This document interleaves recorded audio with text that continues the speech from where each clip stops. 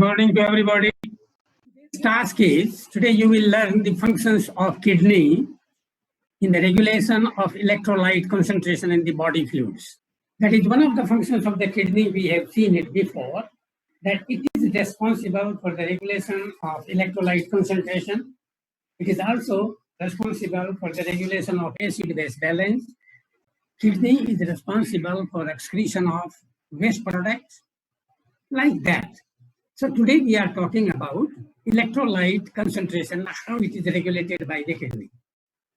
Now, ladies and gentlemen, just try to understand the fundamental thing is that whenever there is a rise in the electrolytes in the body fluids, irrespective whether the intracellular or extracellular, especially extracellular, rise beyond a particular physiological limit, the kidney will try to exceed them out, to bring it back to the balance. And whenever there is a fall in that one, fall in the particular electrolyte in the extracellular fluid, kidney tries to make the concentration normal. How does it do? It will try to absorb the maximum of that electrolyte, and at the same time it will try to excrete out maximum water, so the concentration can rise. And that happens as a result of some hormonal action or something we will talk about. So, ladies and gentlemen, today our main task is what are the functions of, and how the functions of kidney in the regulation, what are the regulation of electrolyte concentration in the body fluids. Now, topic includes here electrolytes and ions. What is the difference between electrolyte and ion? Normally we say, that is the real definition of electrolyte is the substance of a salt in a solution. Say, substance of sodium chloride in water is an electrolyte, right? So salt dissolved in water is electrolyte, but not the ionic concentration. Once they ionize inside, the ions are different. So ions are not electrolytes, but normally in a usual language, we take them as electrolyte, right? Now, body fluids, the normal electrolyte concentration we are going to talk about, two kinds of the body fluids, intracellular and extracellular, and what is their electrolyte concentration, and how is the kidney, the role of the kidney, whenever there is a hyperconcentration and whenever there is a low concentration. That is when the concentrations are changed. So electrolytes are salts. And salts, when they are dissolved, they dissociate to form ions. So ions perform, try to remember this, ions perform 4 different functions. Ions are responsible for the control of osmosis of water between extracellular fluid and intracellular fluid. That is the osmosis. It's exerted by, osmosis is created by. Osmosis is a function of sodium and other ions. It helps to maintain the acid-base balance. Ions are responsible for maintaining the acid-base balance, which we have seen last time. That whenever there is a rise in the hydrogen concentration, more and more of them, they are excreted out and balance is brought back. They carry electric current, allow the production of resting membrane potential. That is, they are responsible for, we will talk them a little bit more. And regarding the 4th function is that they are acting as a cofactor in various enzyme activities. That is, these are the important functions of the ions. Electrolyte concentration of plasma and ECF. Plasma and ECF, extracellular fluid. Plasma is a part of extracellular fluid. The plasma is present in a closed cavity of circulatory system that is present in the blood, and the concentration of these electrolytes are more or less similar in both the cases. There might be a minor difference, we ignore it, right? So that is the electrolyte concentration of plasma and ECF are very similar. On the other hand, electrolyte concentration of ICF, intracellular fluid and extracellular fluid are very, very different. ICF intracellular fluid has got a very high potassium and a very low sodium contents. Revise it. Try to remember. Sodium content of intracellular fluid is nearly 140 milliequivalent, and that of the sodium is only 14 milliequivalent, right? In comparison to ECF, which is a very high, ECF has got a very high sodium and a very low potassium. Sodium content of the ECF is nearly 145 milliequivalent. That is quite high. That is only in the extracellular fluid. So extracellular fluid contains mainly it contains sodium, and intracellular fluid contains potassium. In ECF, most of the anion, abundant anion are chlorides. What is the chloride level? That is nearly 105 to 110, like that. The most abundant anion are, that is the most abundant anion in the intracellular fluid are proteins and phosphates.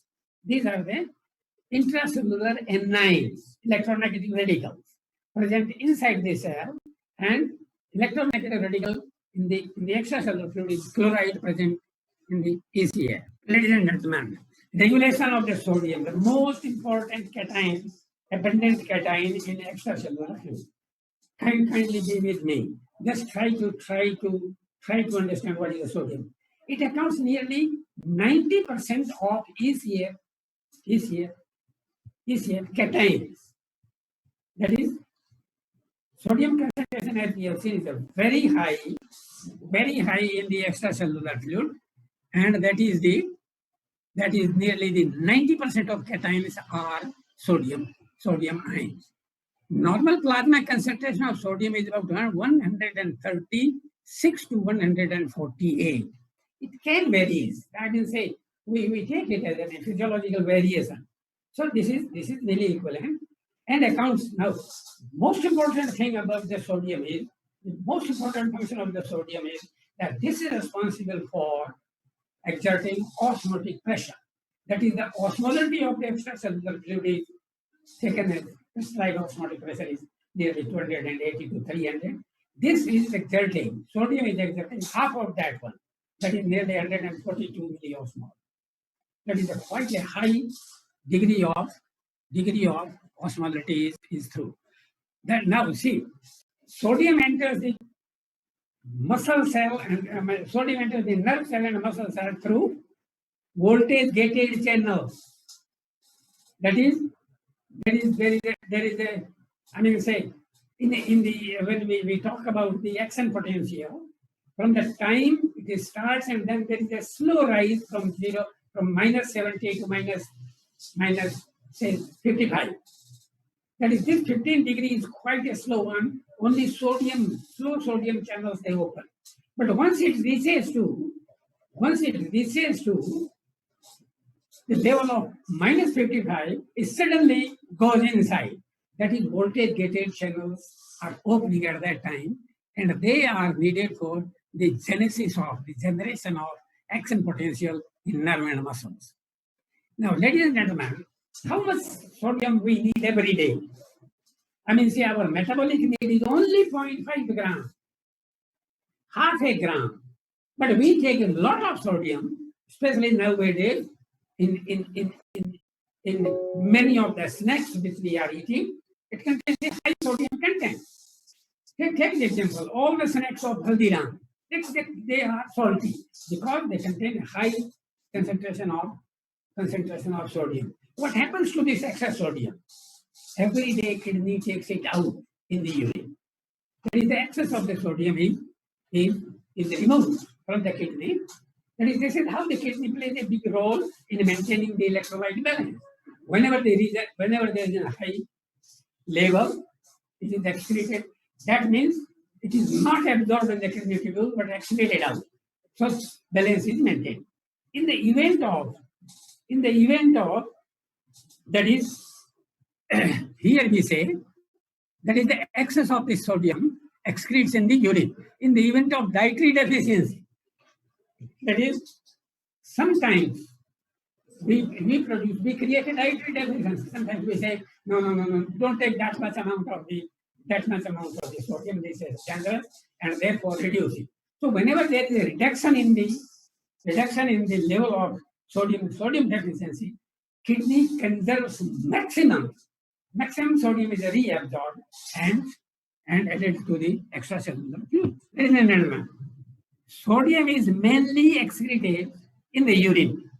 That a major part of the sodium is excreted in the urine, but to a small extent, to a lesser extent, it is excreted in the sweating also.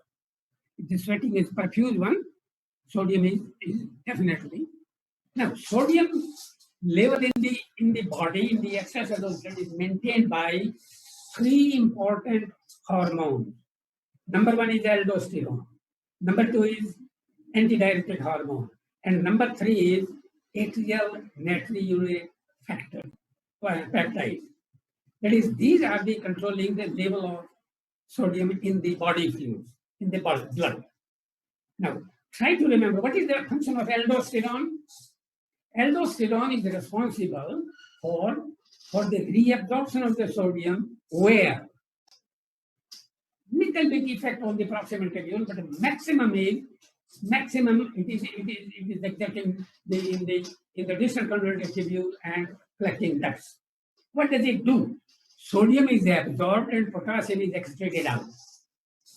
That is under the influence of aldosterone. Now, if the potassium is not available, then at the place of potassium, it is the hydrogen ion which is secreted out. So this is the effect of aldosterone, and it promotes the sodium reabsorption in the distal tubule and collecting dust. If the sodium level falls, maximum sodium is absorbed. Right? All of the sodium level is responsible to cause aldosterone, and that acts on these tubules, and they are responsible for the absorption of sodium. ADS release ceases when the sodium level falls.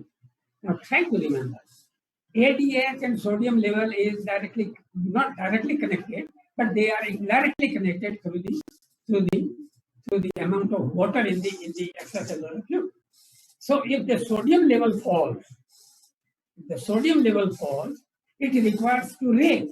How can it be? Sodium doesn't act on the tubules to cause more maximum reabsorption. No, but sodium does it indirectly. The sodium reduces the total extracellular fluid volume by excreting maximum amount of water. And how did it do? That is, whenever the sodium level falls in a state of hyponatremia, ADS production stops. And ADS is responsible for absorption of water in the kidney tubule, and therefore at that time, maximum water is lost. So concentration, because loss of water leads to a decrease in the total fluid volume, and sodium concentration rises back to the normal level. This is how sodium, ADS helps in the balancing sodium. Atrial natriuretic peptide secreted in hypernatremia. Hypernatremia means rise in the sodium level. What happens at that time? We will see a little bit afterwards. That leads to increased blood flow in the atrial region in the heart. That is responsible for the secretion of atrial natriuretic factor, and it promotes the excretion of sodium in the urine. So it is also related somewhere to the state of depolarization as well. Ladies and gentlemen, hypernatremia, or I would say hyponatremia. That is hypernatremia means rise in the level beyond 145 is taken as, though we sometimes talk that normal level is 148, but if the sodium level goes beyond 145 milliequivalent, the condition is known as hypernatremia. And hypernatremia usually seen in case of renal failure. I don't say the complete renal shutdown, renal kidney fails to perform its normal function. As we say, heart failure means fails to perform the normal function. Kidney failure occurs gradually, and in that case, the level of sodium rises. In a state of hyperaldosteronism, aldosterone, I was talking to you, is responsible for reabsorption of the sodium, right? And in hyperaldosteronism, excessive, so more and more sodium is retained. Excess of the sodium remains in the body in these two conditions, renal failure and hyperaldosteronism. Now, rise in the sodium level, hypernatremia produces high osmotic pressure. That is, higher is the level of the sodium, more is the osmotic pressure. Crystalloid osmotic pressure retains more water. So blood volume increases. And ladies and gentlemen, let's try to remember, one of the important factors for maintaining blood pressure is blood volume. If blood volume decreases, blood pressure decreases. Blood volume increases, blood pressure increases. Right?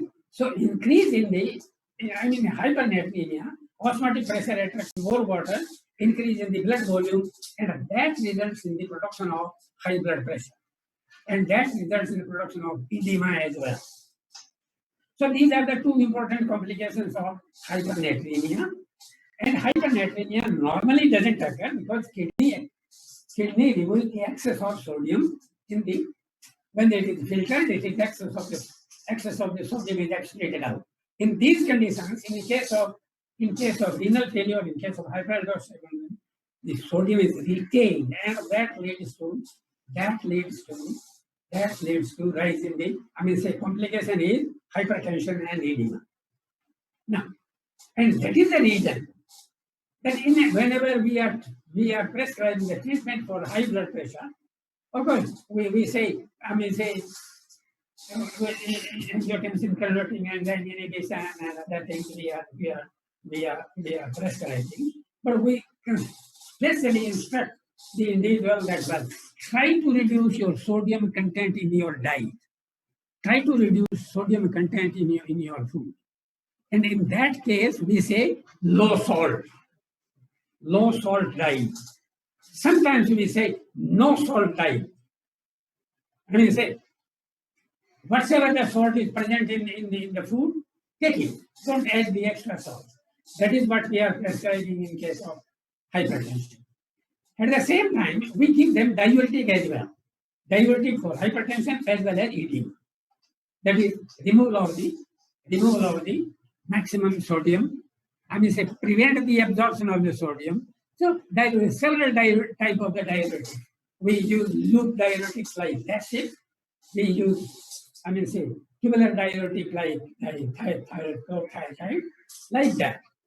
Now, in the case of excessive loss of sodium in urine, that is, how can you lose a lot of sodium in the urine?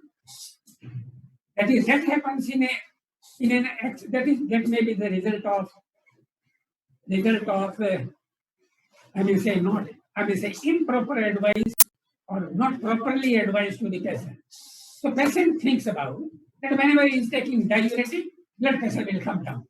So excessive diuretic may lead to fall in the sodium content because they prevent the absorption of the sodium. The second one is hypoaldosteronism. We have seen aldosterone is responsible to cause the absorption of the sodium. And that is if the lesser secretion of the aldosterone, lesser sodium is absorbed, sodium level falls. So in that way, fall in the or excessive water loss can, this is also a part of that is the hypernatremia, and this leads to severe hypotension, severe fall in the blood pressure. Ladies and gentlemen, we are coming to the next one is the chloride ions. Most abundant ions. Most abundant anion in the ACS. Normal level of the chloride is 105 to 110 milliequivalent. 105 to 110 milliequivalent. Well, ladies and gentlemen, I'm getting, warning from here. Time is limited, and you are So in case if I can't cover the whole thing, I'm going to send you email so you can read them at home. So we were talking about the chloride ions. Chloride ions are 105 to 110 milliequivalent in the blood, in the plasma. It moves freely between the ICF and ECF, right?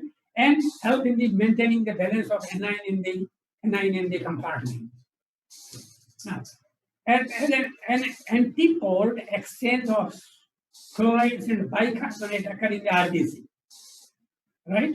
And that occurs in the cells. That is, the bicarbonate comes out and it goes inside, and that leads to maintaining the ionic balance. Plasma is what we call as the chloride. It is a component of the chloride I'm talking about. Chloride has got a function in the chloride ship, in the exchange of the bicarbonate to maintain the ionic balance. The second function is it is a component of gastric juice, hydrochloric acid in the gastric juice. And third is it regulates its plasma level by excreting chloride ions with the sodium in the urine. So it is always accompanied the sodium. Chloride ions are absorbed in PCT with the sodium, and in the thick segment, the chloride is actively absorbed. And in DCT of the kidney, of course, they are the regulation of potassium. Potassium is the most abundant cation in the intracellular fluid, where its normal level is around 140 milliequivalent. That is, the potassium is, as we have seen, is mainly inside the cell, and sodium is mainly outside the cell. Now, ladies and gentlemen, just try to take it in this way. Potassium is a substance, is an important ion, which is reabsorbed and excreted also. Otherwise, most of them, it is a filtered sodium is absorbed in PCT, ascending limb of the loop of Henle, that is the thick segment, secreted by the principal cells in the DCT. Now, try to remember, in the DCT, we have principal cells and intercalated cells. Principal cells are responsible for the absorption of the sodium and excretion of the potassium. So potassium is excreted here. And say at the time of absorption of the sodium. That is, potassium plays a prime role in the production of resting membrane potential and repolarization of the action. So repolarization and propagation also. Propagation of the action potential in the nerve and muscle. Right? This is the important function of this potassium. Potassium level normally, extracellular fluid I'm talking, in ACF is 4 to 5 milliequivalent. Well, they are talking about 4 and 5.5 and 4.5 and 5.5. Instead of that one, just to remember it, 4 to 5 is not wrong. You are physiologically right. And it is primarily regulated by aldosterone. Now see, aldosterone regulates sodium as well as potassium. So excess of the potassium is excreted by aldosterone. Ladies and gentlemen, when you will go through the endocrine system, you will find one of the important stimulus for the secretion of aldosterone is higher level of the potassium. And that is responsible for absorption of the sodium and excretion of the potassium in the urine. Renal regulation of the potassium. Potassium helps in the maintaining the intracellular fluid. That is an important function. Number one function is that this is responsible for generation of or production of resting membrane potential. This is responsible for production of the action potential and its propagation. And number three is this is responsible to maintain intracellular fluid. That is, this exerts a reasonable quantity of osmotic pressure, and that's it. Potassium is absorbed in PCT. It is absorbed in thick segments of the ascending limb and secreted in DCT and CD. Can you remember this one? That is, it is absorbed on one side and it is secreted on the other side. And when it is secreted, whether it is to be reabsorbed or excreted out, it is the job of the kidney. So in the PCT, it is absorbed. On 6 segments, it is absorbed. And if it is the excess one in DCT, and say collecting that, it is. Whenever potassium moves into and out of the cell, it is usually exchanged with the AHI. Thus, it helps the regulation of pH as well. Now, whenever there is a movement of the potassium inside or outside the cell, that is exchanged with the hydrogen ion, and so in the chloride ion, shift is exchanged with the. That is an important one. Most of the time we say it is exchanged with the hydrogen ion, but in chloride shift, it is exchanged with the bicarbonate. It also helps in the maintaining the pH. Regarding case of calcium, ladies and gentlemen, here little difficult part comes over here. Calcium forms bones and teeth. That is the nearly 1 kilo of the calcium is present in the bones and teeth of the reference man or younger man. 98% of the body calcium is present and stored there in the bones and teeth. Whenever needed, calcium is released from the bones in the body fluids. That is, if there is a calcium deficiency, it is a calcium deficiency. Bones are acting as a storehouse, and calcium is released in the circulation for performing the several functions. Normal extra. This is an extracellular cation. Normal plasma level is 9 to 11 milligram. Ladies and gentlemen, this is quite important. I'm going to stress this point. 9 to 11 milligram, a very close range. It is not allowed to fall and it is not allowed to go up. Half of this 9 to 11 milligram of the calcium, say average taken as 10. Half of this one is bound with the plasma protein, right? And other half is in the free form. That is the ionic calcium and the bound calcium, you may call it, right? Free form. Ionic calcium is an active form, bound form is not active. Calcium level is regulated by important hormones. Number 1 is the parathyroid hormone. Number 2 is vitamin D. And number 3, especially in children, the calcitonin.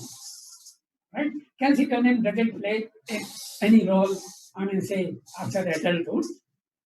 Say, in medical students or teachers, it doesn't play any role because they are older. But it is playing important role during the childhood. Now, try to remember, parathyroid hormone is responsible to raise the blood calcium level. Right? So, whenever there is a fall in the blood calcium level, it stimulates the production of SEL, say, parathyroid PTH, and releases calcium in the blood. Vitamin D, we all know in our 2 countries, Nepal as well as India, the poor people, fortunately, vitamin D is available in the sun rays.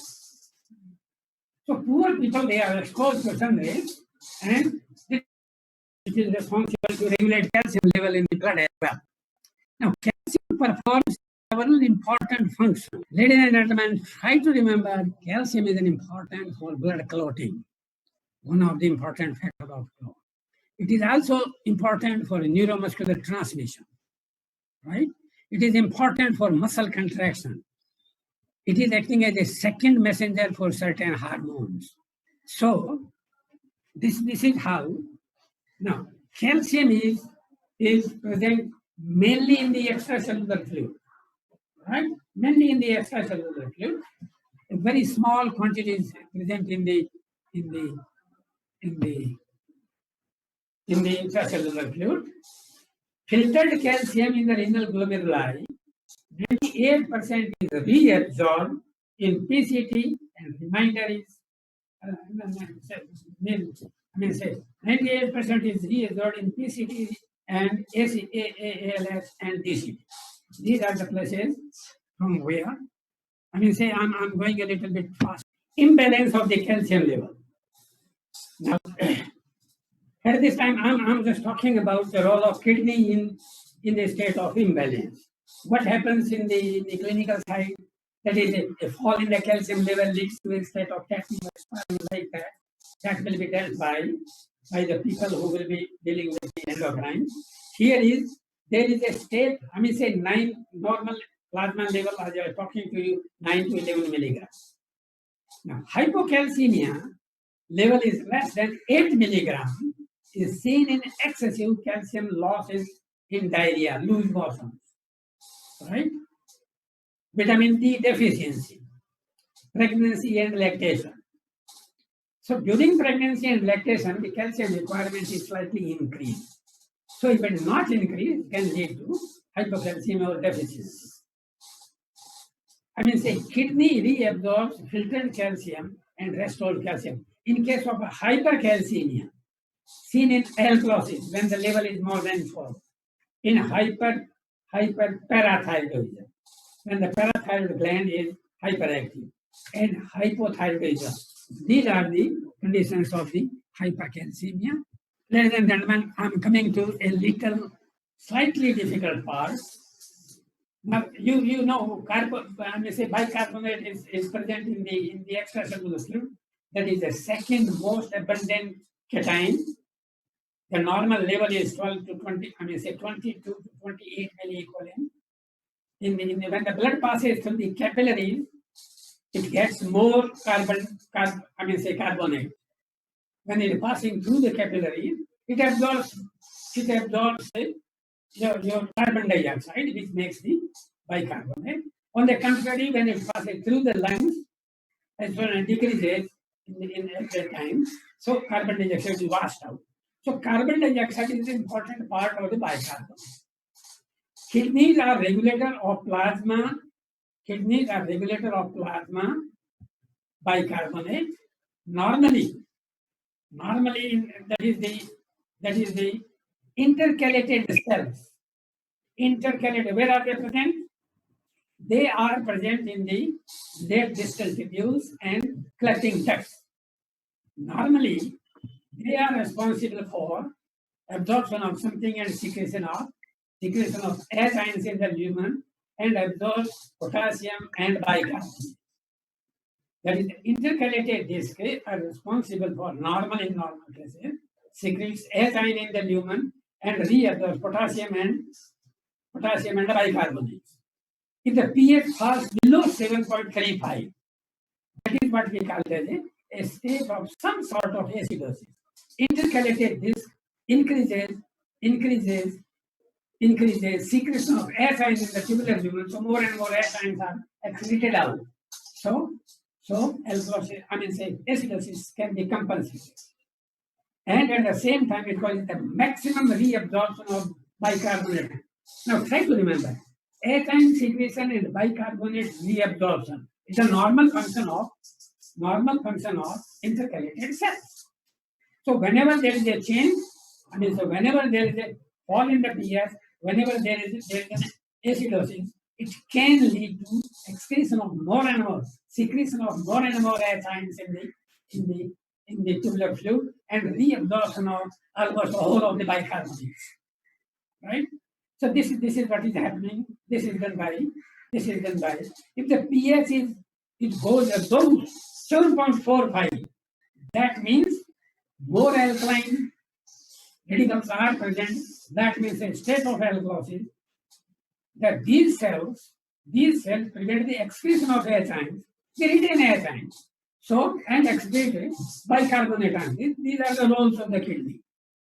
That is the normal kidney, that this role in acidosis and alkalosis. Now, ladies and gentlemen, slightly difficult part I am coming to you. Slightly difficult part. That is how is the bicarbonate level is regulated. Ladies and gentlemen, just try to remember in the glomerular filtrate, the sodium is present in 4 forms. Glomerular filtrate coming to the Bellman's capsule coming to the proximal convoluted tubule. It contains sodium bicarbonate, agree? It contains sodium chloride. It contains disodium monohydrogen phosphate, that is what we call the alkaline phosphate. Monosodium dihydrogen phosphate, that is what we call the acid phosphate. So sodium is present in these four forms, and these four forms these salts are dissolved and are in ionic form. So sodium bicarbonate, sodium and bicarbonate, sodium and chloride ion, sodium and phosphate. These are the ionic form. What happens? Tubular cells secretes acyns in the lumen. You agree with me? The tubular cells in proximal tubule and in all everywhere, they secrete acyl. We shall see how it is secreted in the proximal tubule.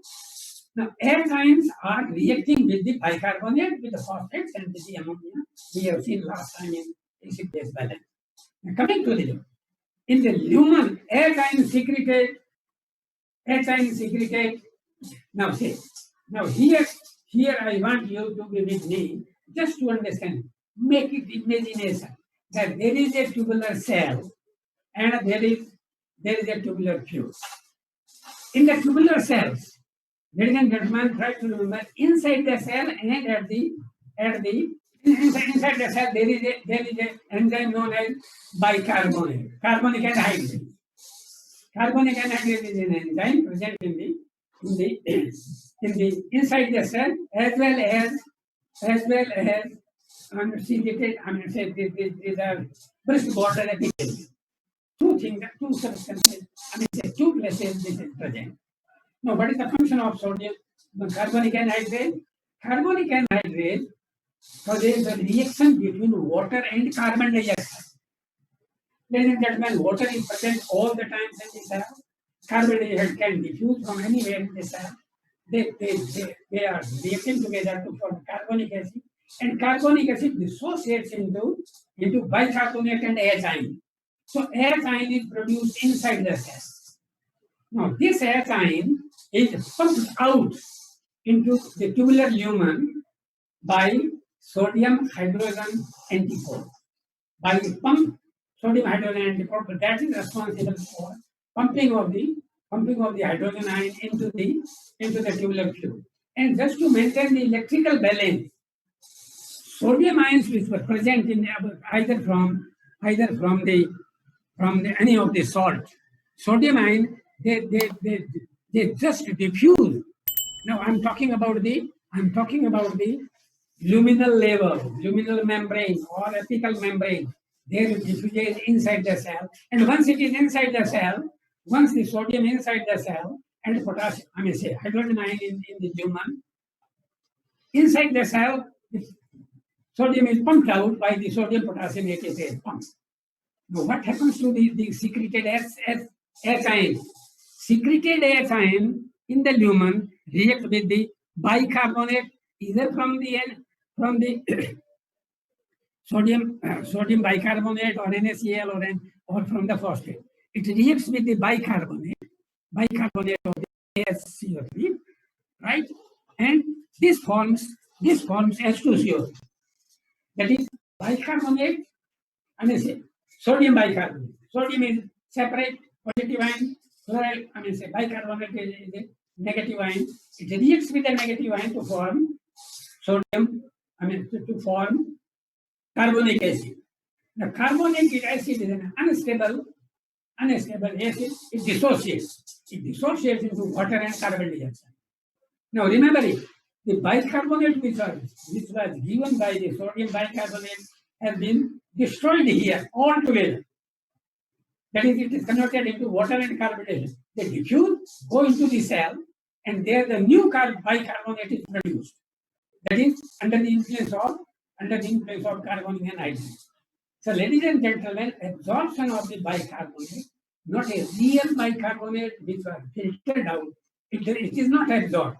It is destroyed in the form of to produce water and carbon. But this water and carbon dioxide produces a new bicarbonate, which is from Water and carbon dioxide under the influence of carbonic anhydrase form carbonic acid, which ionizes to form hydrogen ion and bicarbonate ion. Bicarbonate ion diffuses into the blood and H ion are excreted out. So this is the important part of the bicarbonates. Ladies and gentlemen, we are coming to talk about magnesium. Ladies and gentlemen, magnesium is, our body contains 25 grams of magnesium, right? And this 25 gram of the magnesium, 50% is stored in the bone, 45% is stored in the ICA, intracellular fluid, and only 5% is present in the extracellular fluid. So extracellular level of the magnesium is only 3 milligram. It functions in the bone and teeth formation. It is a cofactor of many enzymes, reduces neuromuscular irritability. So this is a neurosedative element. Ladies and gentlemen, this is an important one, neurosedative element. And magnesium deficiency in our body, in human being, is quite a rare one. So, ladies and gentlemen, this is the story of how to balance, how to maintain, how kidney plays an important role in the maintaining of the electrolyte balance. In nutshell, try to remember, kidney is responsible for maintaining the blood level of electrolytes.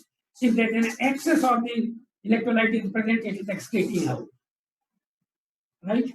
And if it is deficient, it is reabsorbed. Who does it? It is the tubule which is doing it.